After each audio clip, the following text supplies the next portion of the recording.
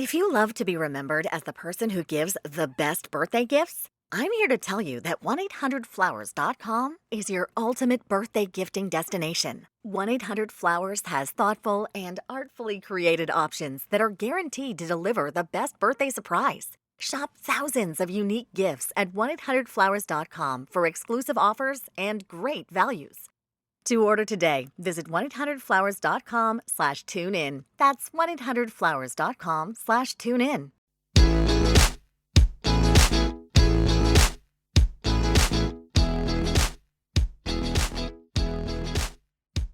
It's that time of the week, guys. It's time, of course, for the latest episode of What's Up, Doc, the true crime documentary podcast. I am your host, Gemma Delaney, and as always, I'm here to tell you what is up with the latest true crime documentary releases. As always, guys, if you'd like to give us a follow on social media, we are at What's Up, Doc podcast, and we're on Facebook, Instagram, and we're on Twitter as well. So look, going on as we have been on season 3, we've got another guest this week. This week I'm joined by the incredibly funny, bright and beautiful TV and radio presenter, Trish Archer. Trish, how are you? I am good. How are you? I'm good. I'm very well. I'm all Thank the better you so much for having me. You have the luxury of being able to do this by Zoom, so we can see each other. But oh my gosh, it's changed the world. But do you know what we were just talking about the other day? It has, but like, will we ever get a snow day again? Will we ever get a day off work again, where we can just stop? I don't think so. Like we've been. I don't think so. Well enabled now to do everything from home. It was snowing there yesterday, and I work in a nursing home. And we were just like, Jesus, will we ever get a snow day again? Will we ever get a day off again where we can just go, oh, sorry, I can't. You know, my internet's so bad. They'll be like, hang on now, you were Zooming for a year. You're well able to. Yeah. Although I did hear, I don't know if you heard it today, they're creating some sort of AI technology where you can actually almost project yourself into your offices. So you'll be at home and you can project yourself to your office. I was like, okay, it's bad enough that we're taking work home. Now we can, I suppose it's supposed to be a good thing, but I just think we're just never going to turn off from work. That's crazy. Yeah. That's insane. No, I did not hear that. And that's terrifying. I only heard it today and I thought, oh dear, here we go. We have Zooms. Now we have the AI technology that's going to transport us to work from home. Look. We'll never get a day off again. We'll never have a day off. So look, I am, what's the best way to describe myself? I'm that person that's sitting in the room with you and sends you a meme, except it's a true crime documentary. And I'm there waiting for you eagerly to look at it and go, do you like it? Do you like it? Did you like it? So that's what I am basically. So when I sent you this, you were like, no, I've never seen this. I was like, oh yeah. I love sending a documentary to somebody who hasn't seen it and see it with fresh eyes and get their take on it. I'm going to go through some of like the boring stuff first of all, Trish. So the documentary maker and all that, of course, they deserve their kudos for all the hard work they put into it. This guy, Ed Perkins. So Ed Perkins is the director of Tell Me Who I Am, and he's been nominated for an Oscar before for Black Sheep, which I've got to be honest, I haven't seen. But he's worked on The Imposter. I don't know if you've seen that before or not. No. But I did hear about Black Sheep. It's so good. Yeah, no, I heard about Black Sheep and it's been on my list of one of the ones I wanted to watch. It was released in 2018, wasn't it? Yeah. And I was fascinated by that story because I remember when I first moved to Ireland, that news story about the boy Damilola that was racially attacked was a huge story at the time. And I remember being so terrified moving to Ireland. I was like, oh my gosh, it's close to the UK. But when I saw, I was young and dumb. It is. You're not wrong.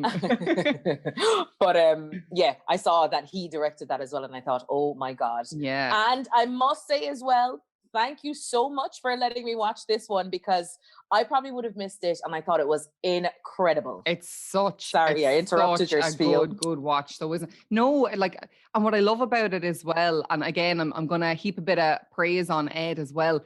he's a young director. And call me ageist, whatever you like. I just think his age is, you know, paramount in the telling of this story, because he just has that awareness that our generation has, that I don't think, and again, I'm sorry if it's age, I don't think, you know, a man of 50, 60 in the same role would have done the same job. He had a sensitivity and I suppose an awareness of the subject, and, you know, to be able to be delicate with the subject matter as well. And everyone's going, what the hell are they talking about? What's the subject matter? So like, I don't want to give the game away too. I want to kind of reveal it as we go through the story. But like, I suppose the basic or the long, the shorter version of the synopsis is the fact that we have these two identical twin brothers. So we have Marcus and we've Alex, Lewis. They're identical, and they're not only identical, but they're mirror images of each other. I didn't realize this until I did my research. So one is left-handed, one is right-handed. One is left brain thinking as in artistic, and the other one is right as in very into maths and logic and this kind of stuff. I thought that was fascinating. I didn't even know that was a thing. Yeah, so they're twin brothers. Alex has a accident in 1982, I think it is, off a motorbike, wakes up, remembers nothing, not even himself, but automatically knows his identical twin brother Marcus and recognizes him and knows that he can trust him. And then the retelling of his life begins. So it's split into 3 acts, isn't it, Trish? So it's Act 1, Act 2, Act 3. And then I suppose Act 1 is Alex telling it from his side of things, waking up post the accident. What did you make of it? Do you know what? When I first started watching it, I thought this is going to be a fascinating story anyway, because I immediately thought, okay, so you have a twin, you've woken up from an accident that you have no recollection of your life beforehand. And I just thought it would be interesting to just see the parallels in the two of their stories. And I genuinely thought that's where it was going. So I was like, you know, one twin had a relatively normal life and the other twin had this catastrophic accident, completely changed how maybe he would have, you know, grown up and how he would have viewed life. And I genuinely thought that was probably the path that was going to take. I was very naive to think that's where it would end. That's great though. That's great. But I actually, I thought that would be an interesting, fascinating story anyway. But the turn it then took, I think we kind of realized it more so to the towards the end of Act 1. We knew something was going to change. We knew something was going to happen because it was almost too good to be true. You know, his brother had created this wonderful story for him. And I think we would probably, I don't know, I think we'd all, if we were in that situation, maybe we would all react the same. Would it be something that we would do? I'm not sure. But you start to see this story unfold of having a perfect life. You know, his mom was this eccentric, lovely woman. Summer holidays they had been on, all he was able to see were pictures. And he created memories based on these pictures. And he didn't, what I found interesting, it was him not asking any more questions, just taking his brother's word for it, because this is the only person he really knows. He didn't know his mom. He didn't know his dad. And this is the only person he knows. So he's literally taking his word verbatim and not asking any other questions. So I thought that in itself was fascinating. The absolute trust he gave to his brother. And I think they say actually in Act 1 that when he woke up from the accident, I think Marcus says it, that when Alex woke up from the accident, physically he was 18, but mentally he had regressed to like that memories of a 9-year-old. So, you know, he had to be told how to make toast, how to use the TV, how to ride a bike. Like he was mentally back at the age of a 9-year-old. And maybe that kind of, like you said, that explains that blind faith as well, where it's just that very childlike kind of like, you know, what is this? It's a door. Oh, okay, then there's no further questioning of anything. And maybe that's I wonder where it come from. Yeah, absolutely. And I wonder as well, was it just there was so much happening? Because if you try and put yourself in that situation where you're relearning absolutely everything, because I didn't realize it was as bad as, you know, not being able to make toast or, you know, figuring out how the toaster worked. And I thought, oh my God, if you have to absolutely relearn every step of your life and everything up to brushing your teeth and, you know, how to comb your hair, tying his shoelace again. then you're probably not going to be concerned too much about the finer details. I'm trying to get in as much as possible here, And I think that's what they say at some point as well, that the first month he spent just trying to figure things out, as in, like, what you were saying, like you're riding a bike, brushing your teeth, tying the shoelaces, that kind of thing. And it wasn't until a month or 6 weeks later that he was kind of like, and I just remember it was so innocent. He was kind of like, is our mum cool? And he was like, yeah, she's cool. Like, that was it. That was the extent of the question. Like, game over. It wasn't until a couple of weeks later that he kind of started delving into who am I? Who am I really? Like, as in, in terms of personality and my friends and that kind of thing. It was very basic stuff to begin with.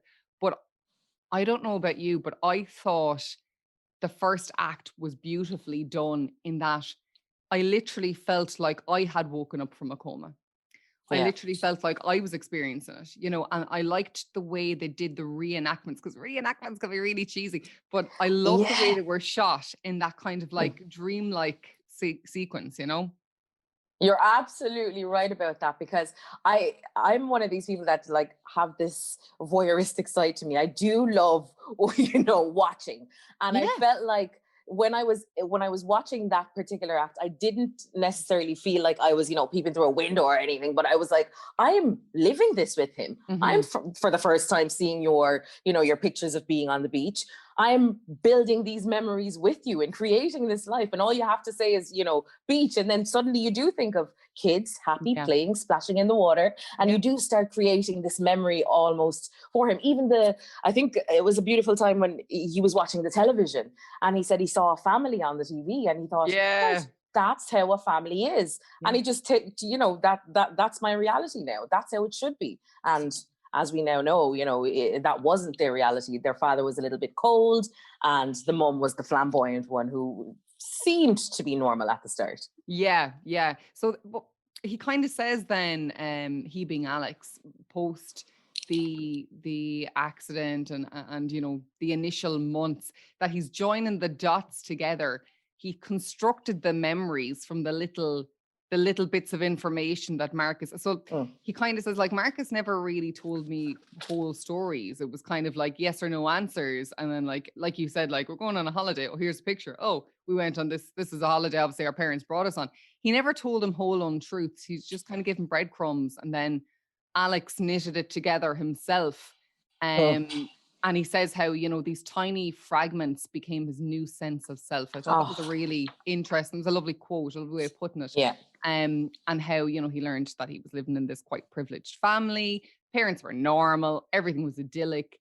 But then, as you said, you kind of learn that it's not really, because he starts learning that there's these rules that go with living in this house as well. And like, I suppose this is the first part of the documentary. Well, I don't know what for you, but for me, where I kind of went, like this was the first time an alarm bell sounded when they start going through these rules. So they were like, they weren't allowed upstairs, they weren't allowed to eat with their parents.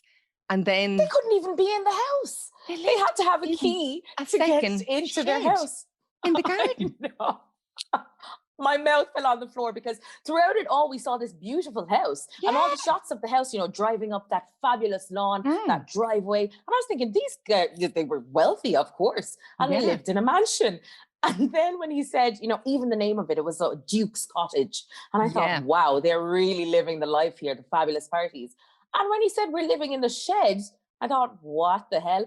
Or is it the fact that, somebody's living on the right wing and this person's living on the left wing? Yeah. Is it that big that's what's happening? And then we realized, no, actually, they're just living in a shed. They're living in a shed of the house, in the garden. And then, he goes on and he says like that, it was confusing, but then he didn't know what normal was. It was confusing because, as you said, he had seen these idyllic kind of family situations, soaps or whatever on telly or in ads. And he's looking at that, and then he's kind of like, oh, they don't live in sheds at the bottom of the garden. So he's like, okay, maybe it's a little bit strange. But this is his normal. He doesn't know any different. I think as well, there was things like they were talking about the father. And I feel like for a moment, they nearly divert your attention. So they're talking about the father, how he's like this scary guy and you weren't allowed in his study and you weren't allowed into his side of the house, and he'd like bang his fist on the table. And then when I heard that, I was kind of like, uh-oh, this is where, you know, this is where it's going to turn. So there's a bit of misdirection going on it as well, which I kind of liked. I love that. I love that, because I did think that, but at the same time, I'm like, were they just trying to change our mind a little bit? But yeah, loved it. I thought the father input was so important. But I also kind of thought maybe at that time, when you think about, say, was it what, the 40s, 50s? Could it have been around then? Yeah, I guess so. Yeah. When they would have met and got together. And I was thinking, you know, it was a different time back then. Marriages weren't the same as it is now. Yeah. You know, fathers very much had their roles and the mothers very much had their roles as well. And fathers would probably just go to work and carry on as is. So I kind of thought maybe this is just a typical household back then, you know? Yeah, yeah. It kind of, it jumps forward in the timeline then. So I suppose, you know, the whole first act is going through that whole process of Alex waking up and refinding out who he is and what his life is, and where he kind of fits into the dynamics of this family and just the world in general. Like, even, you know, he talks about losing his virginity twice to his girlfriend, and there's lovely little anecdotes and stuff as well, isn't there? But there's this then change, and it is that, you know, it jumps forward a couple of years and the father is dying of pancreatic cancer. And on his deathbed then asks for forgiveness, and Alex is like, of course, because he just kind of, you know, nice, happy-go-lucky guy, and he'll kind of say yes to anything. And Marcus, it's a hard no, like, no way. And this is the first time then Marcus kind of said that he realized that something was amiss in terms of, like, why would you do that? Why are you so cold? Man, his dying wish. Yeah. Yeah. Why was he so cold? It's complicated. And that's kind of, you know, the first inkling to a little bit of mystery, or what's going on here. Something isn't what it seems, right? And then he says, like, he dies, and then, you know, he thought things would change because obviously this guy is the ogre in the house, the bad guy in the house. He's the reason that they're living in this shed. He's the reason that they're, you know, not able to go upstairs or eat with the family. And then it doesn't change. And he realizes that it's actually all along been the mum implementing these rules, these strange rules and regulations. And then they talk about what happens a couple of years later where, you know, the mother is dying. Talk us through that, Trish. What did you think when we got to that part of it where the mother is dying and Alex's reaction versus Marcus's reaction to it? I still had a little pang in my heart, hoping that, you know, the mother was a good person. And I still had that in my mind. So I kind of, when that whole thing shifted and, say, the mom passed away and he was in the hospital room and he asked her, he was like, you know, am I going to say sorry now? Am I going to, you know, what am I going to get from her? And she didn't really give him anything. I kind of thought, all right, okay, maybe this is just the father again. And then Trish, obviously, you know, we get to the bit where, you know, the mom is dying. I think, does she fall down the stairs? She has some kind of incurable brain tumor. She's on her deathbed in the hospital. She is on the way out. I'll get you to talk us through that then. So where does it go from there? So after they get to the hospital, I think for me, that's where everything kind of changed. That's where the dark moments started to kind of loom. But in the back of my mind, I still thought maybe the father had some sort of influence, you know, maybe his dictatorship. We're willing the dad to be the bad guy. Come on, man. Come on. I really wanted him to be the baddie. I know. Terrible. So I think, it's awful. It's awful. And I think because you want to think of that motherly instinct, you know? Yeah. But it was the first time we saw Marcus really was a cold again to another parent, because on her dying bed, she wanted essentially to, you know, I suppose like any mother would be, asking for forgiveness. And he was still cold. And we were like, we saw this before with the dad, but we just didn't expect it with the mom. The mom passed away. And I do remember Alex was asking him the question, like, what is wrong with you? Like, why are you being so cold? And at that stage, he was, he was almost coy, but he was saying, my mother is complicated and cruel. And that's what he left him with, complicated and cruel. And I think when we heard that, that's when we knew something isn't right here. So they get back to the house and they start cleaning up, and then they start finding all these different things, money, just weird things. And I suppose they hadn't been in that house properly. They hadn't looked through the rooms. No, they weren't allowed to go in the rooms. I suppose. Like when you were watching this though, right? Because like I've seen this 5 million times. So when you were watching this, had you any previous knowledge of the story? Had you any idea what was coming? Absolutely none. Like when I say love that. Yeah, no, it took a turn, girl. I had no idea what was coming. I genuinely expected maybe to find, when they went into the dad's office, they were going to find, I don't know, he had another family, another life. You hear about those kind of stories, but I never in a million years knew it was going to take a turn the way it did. So basically they're going through the house.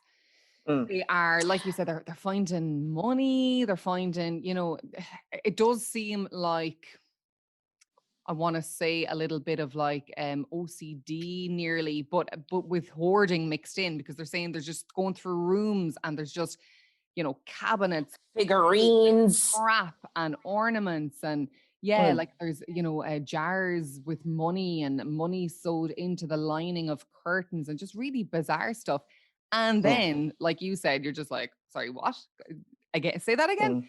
They go into this bathroom. This is the first inclination that things are about to take the turn that they do. They go into this bathroom. There's this huge cabinet and it's full of sex toys. Do you remember this? Oh, yes. Alex like turns to Marcus and he's like, what the hell? And Marcus, in his usual, protector kind of, because he's taken on this role of guardian and protector. He is mother and father to Alex in effect. And he's like, don't worry about it. This is always seems to be his answer to anything that he can't explain to Alex is don't worry about it. So he doesn't, and they go away from that. They make the way up then to the mother and father's bedroom. They find this cabinet. Within this cabinet, there is another locked cabinet. At the back of it, like a secret door, they describe it. They go hunting for the key. They find the key. Yeah. They open it up. And I remember the first time I watched this, I was just like, what the actual hell? There's nothing in this cabinet but a picture of the two boys at 10 years of age, naked, with their heads cut off. As in physically in the photo, not obviously physically in real life, but they're as if to like dehumanize them or something. It's really bizarre. It's eerie and it's creepy, and it's also weird because we're thinking this is the mother's room. This is her space. And these are your babies. These are your children. Why would you have a naked photo of your boys in your room? And why are you keeping it so, locked away, almost like a collector's item? It's perfectly kept in this drawer by itself. They had to root for this key. It suddenly you realize there isn't something right here. The dots are not connecting. Yeah. And like at that point then in the story as well, I don't know if you remember, Alex just absolutely breaks down. He just loses it. He's really reliving the whole moment again. And he has to actually stop. He's got a glass of water.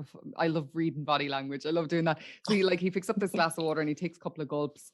And then he's just like, can someone get me a cup of tea? I need to stop from it. He just has to take a physical break. It just, even all these years later, the reliving of it just absolutely guts him. And it cuts straight into... You could feel his pain. There, which is... Yeah, you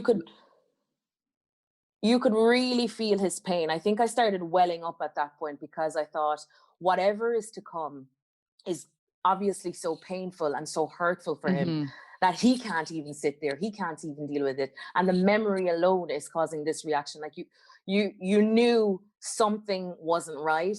and you also just felt his pain through the camera. And that was another brilliant shot, I think, in the directorial kind of viewpoint, from a directorial viewpoint. I just thought just having a singular man sitting there, all you needed to do was just look at him to see his pain, and feel it through the camera. Do you know what? That's like, it's funny because it's rule number one in documentary making that you do not shoot them outside of their own surroundings. You're meant to shoot them in their own surroundings. So I remember even the first time I watched it and going, oh my God, they have them on a sound stage and they have it like, this very tonal lighting, like it's this very kind of blue cast, eerie tone lighting. It's like, oh, this is a bit strange. But I guess, and maybe I'm looking too much into it, but I guess it would be so much easier if this is something you don't address in your real life, in your everyday world. It'd be much easier to tell it completely out of your surroundings, wouldn't it? Do you know what I mean? Like nearly in a counselor's office or somewhere other than your home, because you want to keep this darkness from your home, if that makes sense. Like, so I get his reasoning behind it, and it's actually really adds to the atmosphere. You can nearly hear the pin drop on the soundstage, the clock tick, the bloody water trickle down the side of the glass. It really has you on tenterhooks throughout and just grasping onto their every word, and like no distractions in the background. It's just the story, raw and all as it is.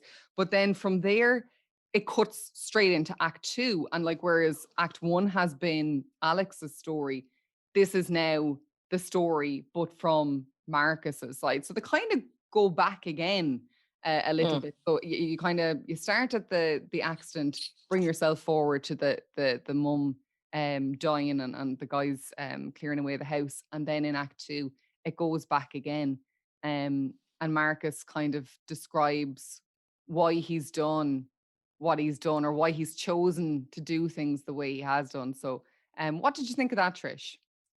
I thought that was interesting because wasn't it Marcus, he ran out of the house, and or was it Alex that ran out of the house and then Marcus followed him and said, you have to give me some answers. You have to like tell me what exactly is happening here. I've seen this photo. What is the story? And I think that was the first time we saw Alex properly explain his feelings behind everything. I think he was like, you never really asked any direct questions. You never really asked me to elaborate. You just kind of said, what is this? I gave you an answer. You believed it. And so I wasn't lying. I was actually telling you fact, but you didn't ask for any more information. So therefore I didn't give you any more. And that was the first time I think Marcus was like, well, I want an answer now. Who was our mother? Like what kind of person was she? And he said you could see the color from his face draining. Yeah. He went white because he knew then I would have to be honest. I would have to tell. And I suppose all the lies up until then was just unraveling before his eyes, because he had built such a perfect life and a perfect story for his brother. And I thought that was actually powerful when he said that. He said, I created this world that not only did I want to create a new world for you, I wanted to create that world for myself. Yeah. It gave me a chance to rewrite my story. And I thought, wow, that really hit me in all the feels. But after he asked him, essentially, what was our mother like? And he called her a monster. That was the end of them. That was him then running away from the story and not wanting to elaborate, not wanting to give any more, because I suppose he knew he would have to be completely honest. And I suppose he knew he would have to tell the dark truth of what really went on. Yeah. So that was was that the turning point then of actually them splitting up? They actually, I they think weren't talking for a while after that. They weren't talking for a while after that. And then like Marcus explains his reasoning, Jesus, I don't know that I would have done things anything differently than what he did, really, in hindsight. He goes, so he said basically that once he started lying, he couldn't stop. He was about 6 months into since Alex's accident that he realized, I'm actually changing the narrative completely here. And it's not through, deliberation or deliberately doing things. It's through omission. I'm omitting details, and then Alex is joining these dots and just deciding that we've had this lovely family and this lovely life. But he goes, we all like to think we'd know a pedophile, but it's not like that. I thought that was such a strong quote. You think that there's going to be this person with horns, lurking in the shadows, and that scary. Not your mom. And he said, like, I had this chance to rewrite his life. He said, why wouldn't I give you that? Why would you give an emotionally unstable 18-year-old that information and fuck his life up? He was like, I gave him the present of not knowing, and anyone would do that for someone they love, the present of not knowing. And I just remember that, watching that and going, yeah, like, I don't think I'd do anything differently, to be honest with you. If I had that choice of taking someone's pain away, would you do? I think in one way I saw it completely from that perspective, and I thought, yes, he is doing a nice thing for his brother here. He is trying to, be, I suppose, in a way, his savior, because he wasn't able to be saved from the situation he was in. So he's trying to almost help him out here. But I just thought, is he playing God a little bit, Yeah, that's a very fair point, because like, the logical part of your brain says you're only delaying the inevitable. He's going to have to be told at some stage. He's going to have to go through this pain and anguish at some stage. But yeah, I do get, I suppose the emotional part of the brain is like, no, he did the right thing. He was saving his brother. But yeah, the logical part, you're dead right. Like, it's going to have to happen at some stage. No. Of course. And then I also thought, you didn't give him an opportunity to maybe, stand up to the parents. Maybe he would have been different with the father. Maybe he would have been different with the mother. You just took away so much of how he could have reacted, or, who knows what he could have done. But I really thought you really took away his power by empowering yourself, I guess. Yeah. So in some sense, I thought it was a little bit selfish. Yeah. And look, there's no two ways about it. It's completely selfish as well. And like, as you said correctly, he says that he could. You coming to bed, hon? Yep, honey, I'll be right there. Just got to turn out the light. Ow! Ow! Ow! Ah! Go! Some things never change. Like your kids always leaving tiny toys on the floor for you to step on. And Geico saving folks lots of money on their car insurance. Sweetie, I think I left the downstairs light on. Please don't make me go. 15 minutes could save you 15% or more. Plan ahead this Valentine's Day with 1-800-Flowers.com. From first dibs on great deals to the best selection of Valentine's Day roses and guaranteed delivery. Don't wait to wow. Right now, 1-800-Flowers is offering 24 assorted roses for $39.99. Or upgrade to 24 red roses for $10 more. Get right to the romance this Valentine's and find the way to wow with 1-800-Flowers.com. To order, go to 1-800-Flowers.com/tune-in. That's 1-800-Flowers.com/tune-in. Recreate this own life for himself as well. It was as much about him as it was what he was doing for Alex.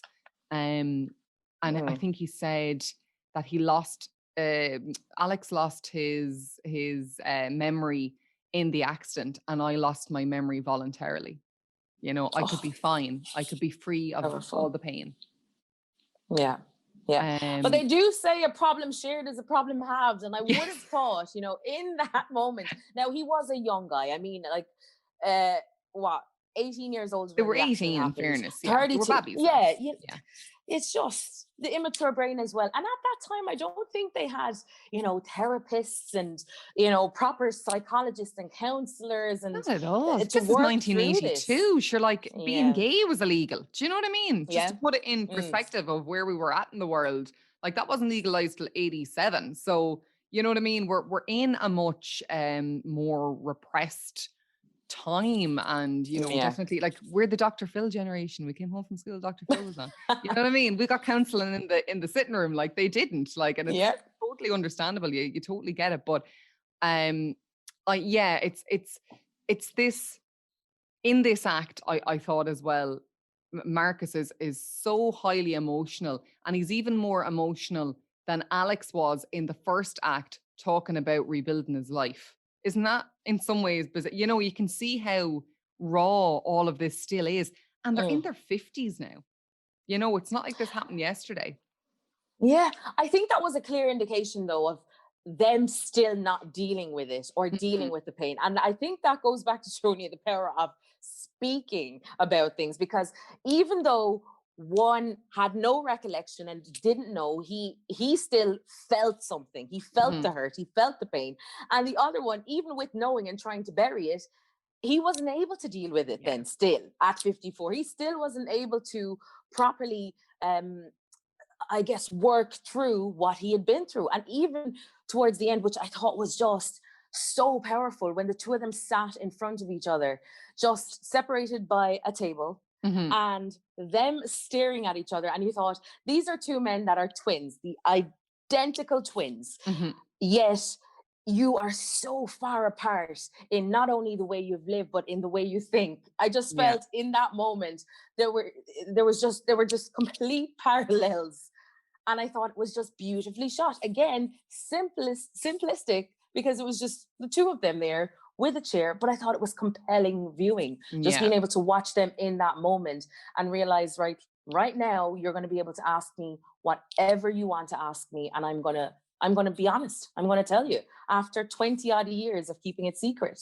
Yeah. And then there's this bit where and like Alex, for the most part, is kind of the more passive twin, and I guess Marcus is, you know, the more dominant twin. And obviously, I mean, you know, with the accident and all of that, and Marcus being his memory in effect, that makes sense. But he says to him that it was harder to accept what you had done than what my mother had done. I thought that was a really strong, like that's a really strong thing to put on someone. And I thought from him as well, because he all throughout seems like I said, the more passive, more kind of, you know, twin. And then to make a statement like that, that's a big statement, to say that you hiding the abuse worse than the abuse.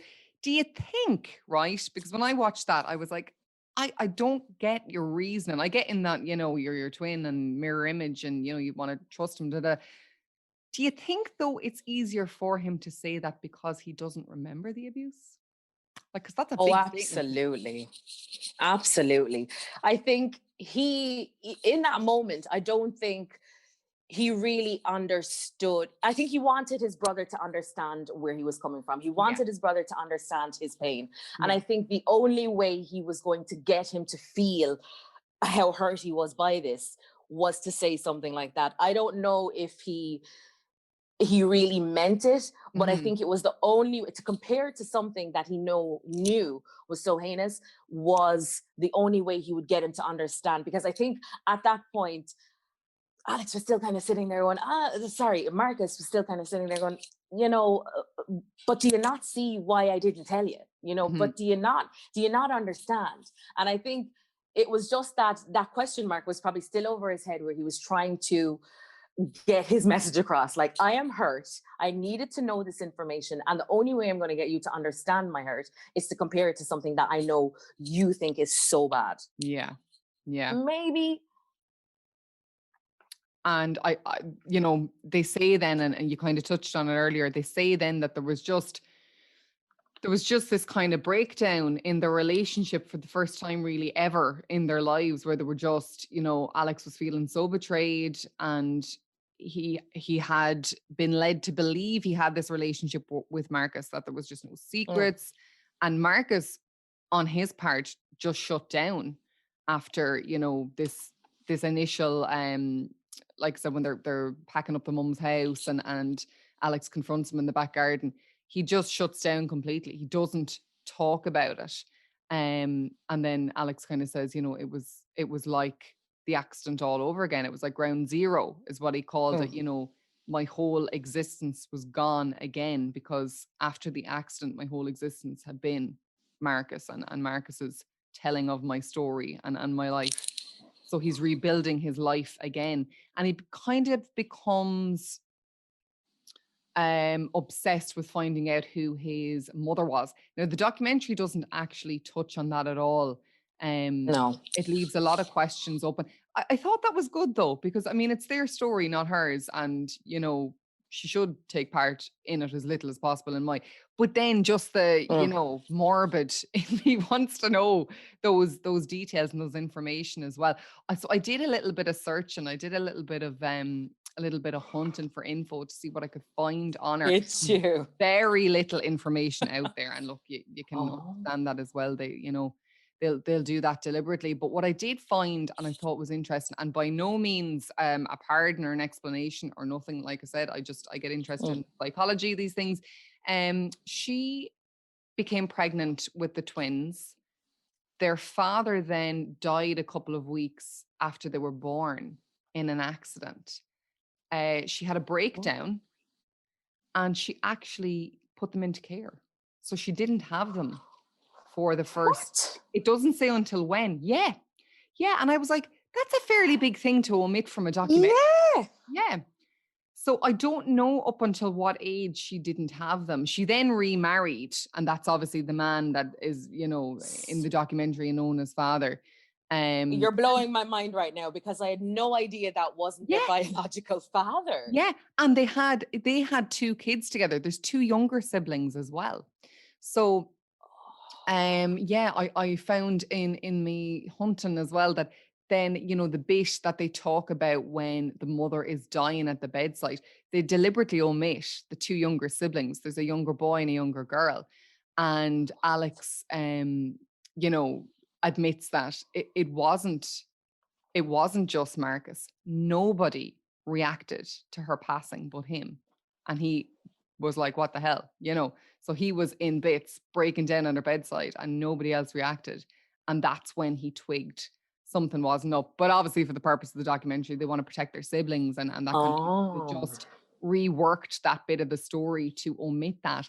And the bit where, my mind is blown. I know. Again. The bit where the photograph is found, it wasn't actually them that found the photograph. It was the younger brother. Now, they were with him, but it was the younger brother that pulled out the photograph out of the cabinet. So, but again, for the purposes of protecting his identity, and, you know, the guys have a book out, you know, he's not part of it. So I guess they kind of rewrote those 2 parts. But I just thought that was a little side bit there, but I just thought was quite interesting. But they then talk about, jumping back to they then talk about, you know, they just kind of shelf this whole thing. So this happens when the mother dies. I think that's when they're like 32 or something, isn't it, Trish? Yeah. And then they marry, they have their kids, they go into business together. So they literally see each other every bloody day. They wrote the book and still they never spoke about it. Yeah, that to me is crazy. Isn't that mad? They had businesses together, because at one stage I was like, they actually had, you know, a sort of life together in some sense. Like they had a business together, they wrote the book together. So you would have thought at some point they would have had a conversation. But again, he was probably still going, I am not talking about this. He completely shut down. Yeah. And that's literally what Marcus says. He says, I was silent about it for 20 years. And he said, you know, really, we probably should have done therapy together, but I did the opposite. I completely shut down. And that's kind of the segue then into the third act. And as you said, the brothers join each other on the soundstage, opposite each other, the table in between. And so we still, like, it's mad because there's a book out there, but yet they've never spoke about it in 20 years. And Alex has never found out the extent of the abuse. He knows he was abused. That was it. And I mean, abuse is a broad term, obviously. So, you know, he's never got specifics. And so this is then what they're deciding to do on this soundstage together in front of cameras. Why do you think, or why do you imagine they chose to do it this way? I think it goes back to what you were saying at the start there. I think it might have been let's cut out all the distraction. Let's not be, because the two of them obviously have very fulfilled lives. They have, you know, 2 kids, a family. And I think removing it from a setting where you might be too over familiar, maybe around your family or in your house, it might make you open up a little bit more. It's like I said, being in that therapist office, you feel like you can offload and you can shed a little bit more of yourself because there's no outside distraction. There's nothing else there but you and your thoughts. And I suppose in this case, and his brother. So I think it was a perfect way to just shut out everything that was going on around them. And it also just made you focus on just them. Like from a viewer's perspective, that's all we saw. And I think that's compelling and powerful in itself. Just these 2 men sitting there for the first time probably in the years, because even though they were friends, even though they were, you know, around each other, they'd never seemed to probably had a proper conversation like that before. So I think it was definitely a lot more powerful just having those 2 sitting there. Yeah. Do you know what I found so interesting though, right? Because this again was like wait, what? So they're there, sat there, ready to talk, and they're kind of, you know, the director's doing this really good job of kind of building up the suspense. So, you know, Alex is like, you know, I still don't know anything. I need you to talk. I need to get the pieces to put the jigsaw together. And you know, Marcus is kind of like, you know, but when I took it away from you, I took it away from me. They're kind of, there's this going on for a minute. And then Marcus kind of goes, right, well, I'll go and let you watch the video. He still can't do it face to face. He records the video and lets Alex watch it on the soundstage. And then there's this shot of Marcus kind of just, do you remember this when he's just kind of peering in and he's nearly like not sucking his thumb, but his, you know, or chawing on his nails, or there's some kind of nervous thing going on with his hand, and he's peering in around the corner, looking at Alex, watching Marcus on the laptop. Finally, oh my God. Finally telling him what it is. What did you think about that? Oh, I think when because he started tearing up just before he said, I can't tell you to your face. I just cannot sit here. I can't tell you. I started bawling. I mean, I knew at that stage something, it was all going to come out and it was all going to be bad, because if it's so deep and so hurtful that you cannot tell your brother face to face, then do I really even want to know? I felt like I was almost like an intruder. I don't know if I want to know this family secret. But it just, I think what really honed in, what I honed in on was just the fact that he hadn't dealt with it, that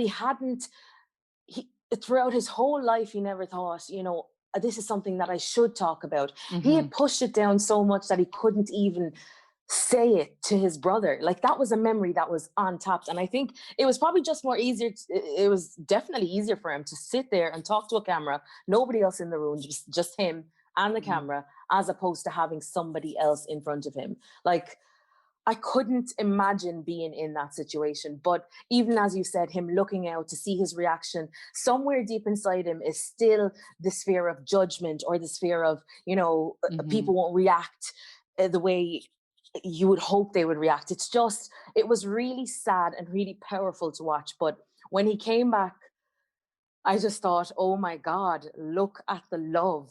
Look at the, you know, what you were suppressing for so long. Because if you had just spoken to him, you could have felt this. You could have felt this love and this warmth, and you could have shared that load, as opposed to burying it and trying to make it go away. I just thought it was absolutely powerful. And I know I keep using that word, but I feel almost teary thinking about it again, because I just remember seeing his face, even when he was telling the story on camera. He started crying and gulping, and you just think nobody should have to go through something like this. And nobody should have to retell a story like this, especially to your brother. I think as well, and I don't know if you agree with me, but I think when you finally see the video of Marcus telling Alex the extent of the abuse, and like, he doesn't go into gory details, he's just quite matter of fact about it, but I suddenly began to understand why he couldn't tell Alex. Because long, from what I got from this video is long before he was ever Alex's memory, like he was his brother's keeper. Like, he talks about how he stopped the abuse in effect. So, massive spoiler alerts now, but look, if you got this far and you haven't watched the documentary, you may leave it. So, but so basically what it is as we had suspected, the mother was abusing them. To the best of his knowledge, the father had nothing to do with it, and in fact knew nothing about it. But that's to the best of his knowledge. He has no recollection of his father ever being involved in the abuse in any way, shape, or form. But I suppose that bit we had anticipated, that there was probably abuse of the boys and maybe some forced abuse, of each other as well. And he confirms all of that. The bit that I don't think anybody saw coming was that, she in effect had this pedophile ring going. And the boys were human trafficked. From what age, we don't know. But Marcus says that it stopped when he can't remember exactly. He feels like he was 12, 13, 14. So probably about 4, 5, 6 years before the motorcycle accident that took Alex's memory. But he says that, the final night of abuse, or the final act of abuse, was that Marcus, was dropped at this artist's house. Do you remember this, Trish? This story? It's all coming back to me now. Yes, so he was dropped at the artist's house, and she left. This was commonplace. This was how this pedophile ring was ran, was that they were left overnight, sometimes together, sometimes separate. And on this occasion, it was Marcus who was left by himself in this artist's house in London. And he said that, the night progressed, they had dinner, they had wine, the mother left. And this was the general run of things. And then after the mother leaving, the artist, the pedophile, I guess, makes his move, and Marcus protests. He fights back, and he flees the house. And it doesn't ever in the documentary actually say where they live or where they're from or where, Duke Cottage is, but it's obviously close enough. It's within an hour of London or so, because he says that he jumps on the train. 2 trains. Yeah. And makes his way back to the village in which they live, and then, climbs back in through the bedroom, and Alex is like, what the hell, and they just don't talk about it. And then the next morning at breakfast, the mother sees him, nearly loses her life, and that's the end of it. They're never left overnight anywhere again, and she never touches them again either. And I think you can just see that, like, this is what his role is. He feels like the weight of the world is on his shoulders. This is his one task in life, is to keep his brother safe. He is his brother's keeper. So it's I don't know. I just thought that was beautiful, that you can kind of see then he felt like this was his only one thing he had to get right in life, and it was at the expense of himself. He had to quash down all his own feelings about it, or his own anger. He just had to get on with it and play happy families with his mum for the sake of his brother. Yeah, it was a selfless act in itself. And as you said there, definitely he did see himself as his brother's keeper. He wanted to give him the life he was robbed. And that in itself is superhuman, because I don't know if a lot of people in that situation, would you do the same thing? It's that moral dilemma of nothing is ever black and white. There are always these nuances in stories and situations that you will miss. So you can't ever say I would react in such a way, because you just don't know. You can share, obviously you can have empathy, but I thought his reaction was incredible. I think even when he was telling his brother that story, he was welling up again, because when he came back to the chair and he asked him, look, how did it stop? How did this end? And he went over that, and he was like, and there were no words. She didn't say anything. He was like, no, there was just a look there was just that's the end of it. I kind of thought, oh my God, he doesn't even realize how powerful he is as a person, as a 14-year-old or whatever age he was, to sit there and stare his mother down and be like, that's the end, you know. I think he is a strong man, and you can see it. He's kind of used to keeping things in and, you know, being very controlled, as you said. And I think those moments where he started to cry, or, you know, you really started to see his pain, is where you kind of thought, you're human just like the rest of us. You know, you're oh God, you've been through a lot. I'm not gonna lie, I cried a lot. I cried a lot at the very end. There's something wrong with you if you haven't cried a lot in this documentary. But like, I think the final couple of minutes were just like, I think I was teetering on the edge the whole time, Trish, that, you know, I was managing to, you know, you put the head back and you blink, you furiously like blink, blink, blink, blink, blink. I got through it. But then that last bit when he rejoins him on the soundstage, and they literally leap across the table, like it's like animal nearly, and they're just clinging onto each other with the table in between, and they're hicking, they're crying so hard they can't breathe, and just hicking into each other's shoulders. And he even says to him, you know, never keep anything from me again. That is it now. We have reached the point where we are sharing absolutely everything. I am you, you are me. And it was kind of like almost like the yin and yang came together in that moment. Yeah. And then they're like, I think it's Alex is the final word. And he's like, now I know everything. We have no secrets anymore. We can move on. And then just the closing shot is just this really low panning shot down the drive of Duke Cottage, you know, out through the gates. So it's you know, this kind of symbolic thing, like, of that everything they've been through, it's all out on the table now. They've discussed it and they're leaving it behind in Duke Cottage. They're kind of moving on from it. They're leaving it in the past. I really like that shot as well. I'm going to tell you something interesting though as well that I learned on my travels, my research. Been telling me so much. Wait till I tell you this. I have to do all of this research after this.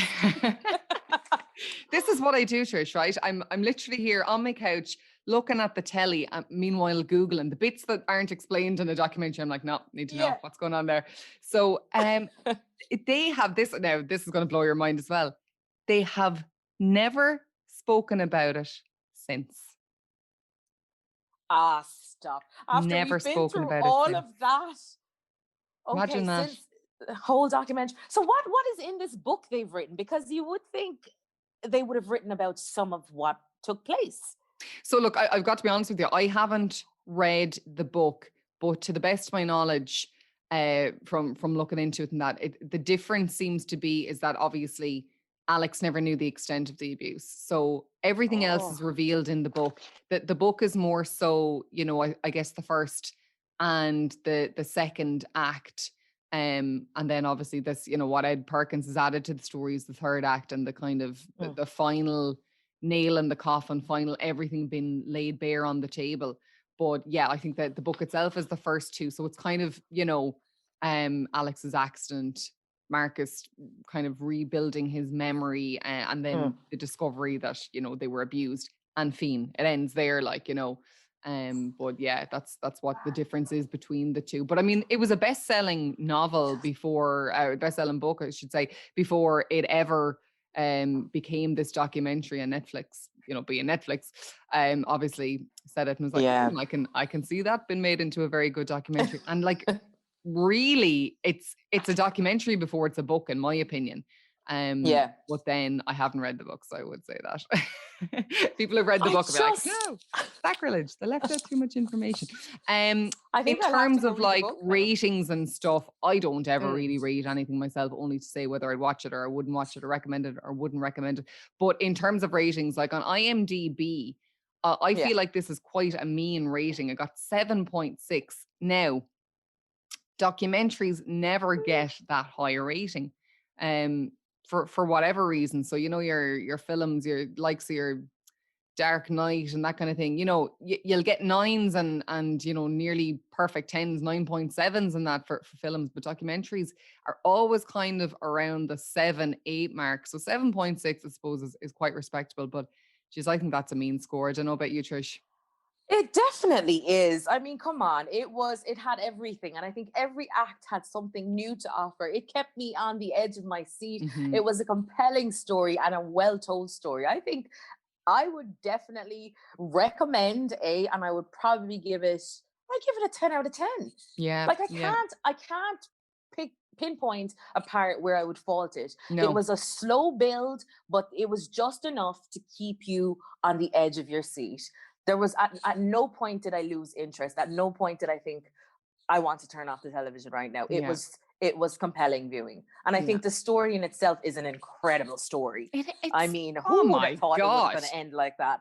It's so bizarre. Like, I mean, if you were to read a book on that, you'd say, you know, it's too far-fetched. Like, you wouldn't believe it. It's the fact that it is a true story is, you know, the absolutely mind-blowing thing. But I think as well, with the documentary, what they've done. And it's funny because, again, with my research, I go and I see what other people say about it and that kind of thing. A lot of the criticism of the documentary is that it doesn't tell enough information.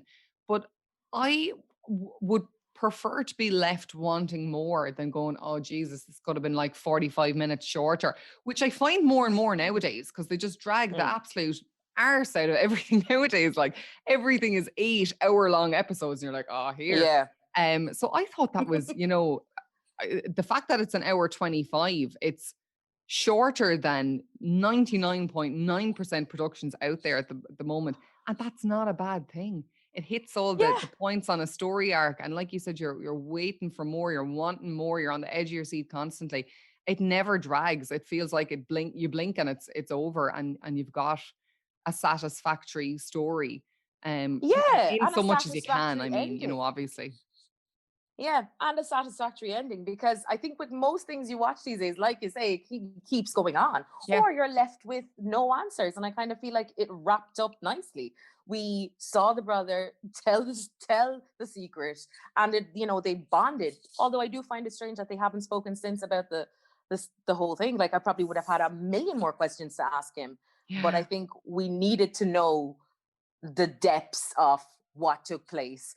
And as brief as you want to say it was enough. We didn't need to go into any more detail. No, exactly. You could definitely fill in the blanks there. Tastefully done. And I mean, that is no mean feat. It's so hard because, unfortunately, you know, for whatever reason, we're so progressive. We're, you know, it's 2021 and we're so forward thinking in times of, you know, in terms of like, you know, Time's Up and Me Too. But like, for whatever reason, childhood abuse seems to be the last taboo. It's just people don't want to hear about it. They don't want to talk about it. And they certainly don't want to make bloody documentaries about it.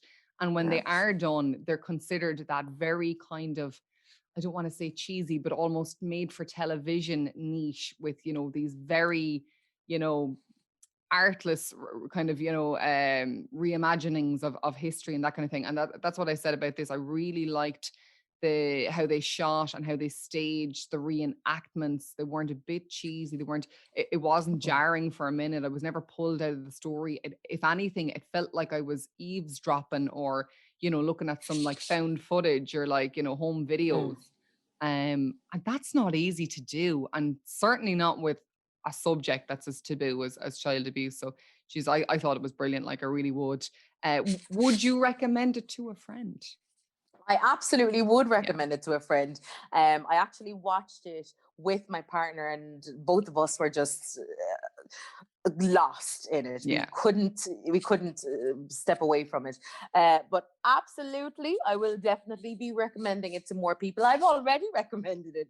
So my mom is definitely going to be watching. My mom loves all this kind of stuff. She loves crime dramas. She loves, you know, like passionate documentaries. So I think, this is on the top of her list. And I don't know what IMDb was thinking, but it definitely needs more than the 7.5 star rating. I mean, come on. It was a good story and a well-told one. Yeah, absolutely. Look, Trish, thanks a million for joining us today on WhatsApp Talk. We'll have to have you back. This is great. It's lovely to have someone else. I'm usually just shiting on here myself. It's lovely to get a fresh pair of eyes. And like I said, I'm the person there sending the meme going, do you like it? Do you like it? Well, call me anytime. I am here to dissect more documentaries with you. That's all we've got time for this week, guys. Remember, as always, if you like what we do, if you'd like to show your support for What's Up Doc podcast, make sure to head on over to Apple Podcasts, give us a rate, give us a review, and sure, go on and subscribe to us as well. We'll see you next time, guys. Good luck. Good night. God bless.